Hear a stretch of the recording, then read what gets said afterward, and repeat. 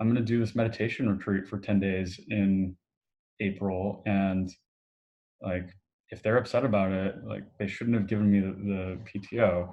And that was sort of my mentality. And so, the next month it's, all of this effort to make sure that things seamlessly are on pause for the 10 days that I'm gone.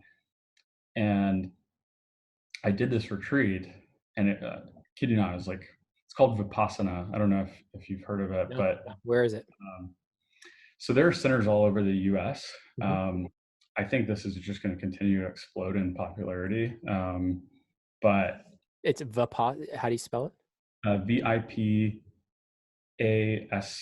Vipassana, Vipassana. Vipassana. Got it. Yeah, Okay. it means, it's translated to see things as they are.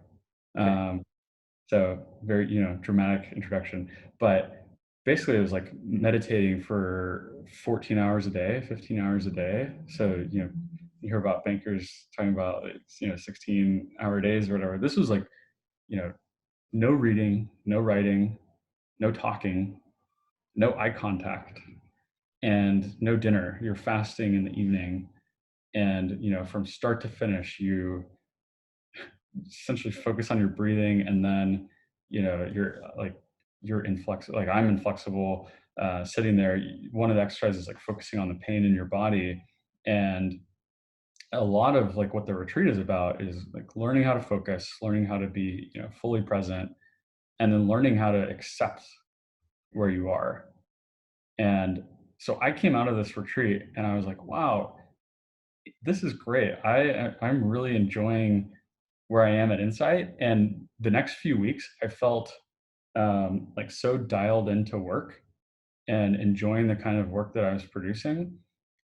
I ended up deciding to not defer because I missed the deferral deadline from Wharton, but I unenrolled from Wharton and decided to take a third year at Insight, and figured, you know what, like if I can do this third year, then I don't have to leave for business school feeling like this, potential imposter who just like got through this 2 years. I can really make something of this third year and go into business school feeling confident. Mhm. And the next year ended up being kind of all over the place in terms of the deals we worked on and stuff. But I'm super glad that I decided to stay. I was fortunate enough for Wharton to readmit me the next year.